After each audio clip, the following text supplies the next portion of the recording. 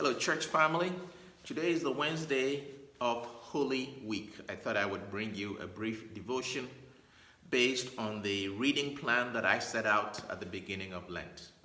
Some of you have been following it and have been in conversation with me today. I thought I would share today's reading and my reflection on it a little bit.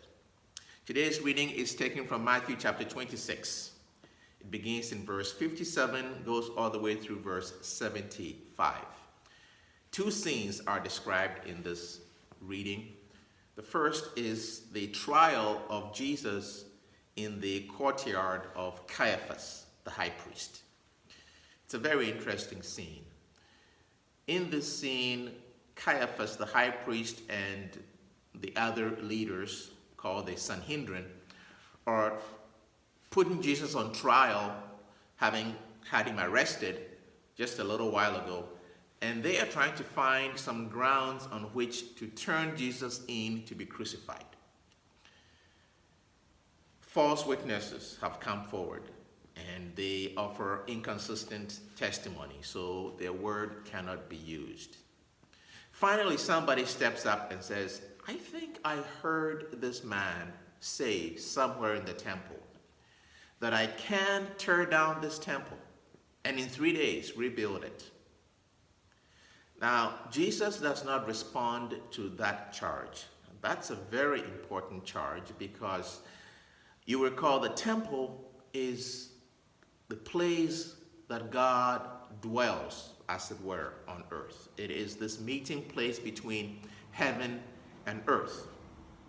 So it's a place that God dwells among God's people. And the chief priest, of course, is the one who keeps the temple along with the other priests and those who work with him. So for Jesus to suggest that he can tear down the temple and rebuild it in 3 days suggests he has some kind of power over the temple. That's a big statement. But behind that is this idea that the temple is a symbol of God's dwelling with God's people.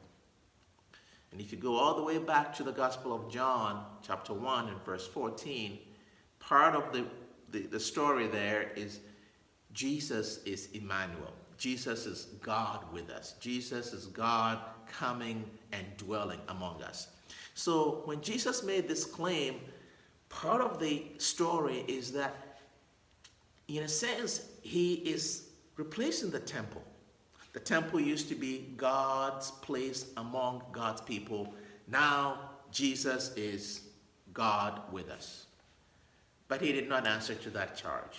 So Pilate pressed him a little bit more. No, it wasn't Pilate, it was Caiaphas, the high priest, who pressed him a little bit more. And he said, "Speak the truth, I put you under an oath. Are you the Christ? Are you the Messiah?" And Jesus' response at this point is, "Well, you're the one who is saying it.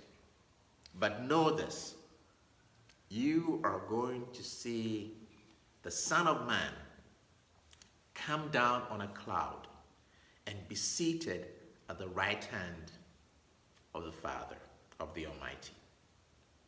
And it is here that the high priest tears his garment because he knows what Jesus is saying. He knows that Jesus is referring to Daniel chapter 7, where in a vision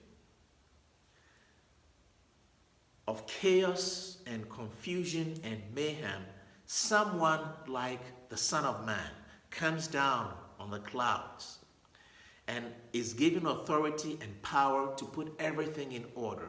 The Son of Man is the one who comes to judge and make things right for all of the world. And that person is vindicated and is placed at the right hand of God.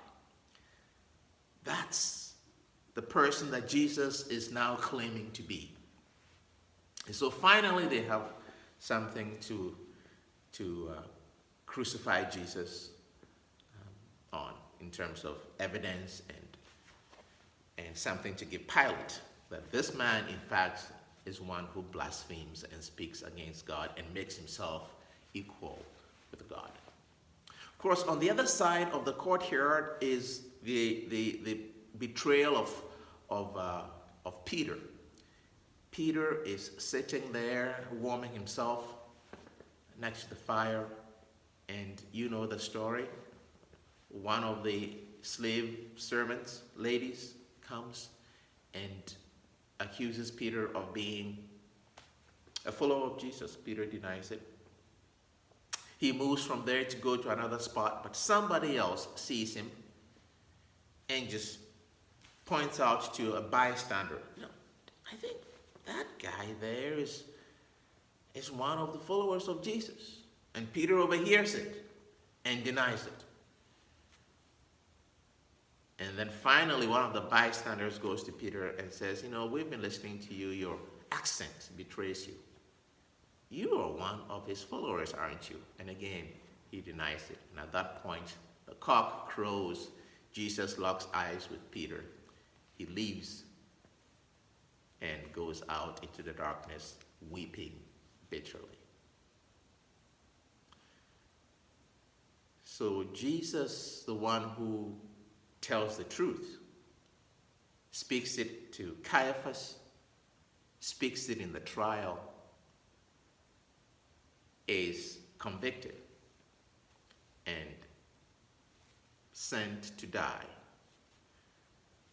in place of not only Barabbas, whose story we read a couple of days ago, but Peter, who lies and denies the truth. And not only in place of Peter and Barabbas does Jesus die, but Jesus dies in all of our places as well. So those are some of the connections in the story I wanted to put before you as we move towards Maundy Thursday tomorrow. Thank you for listening. Thank you for continuing these readings. Thank you for being on this journey as we travel towards Easter. God bless you.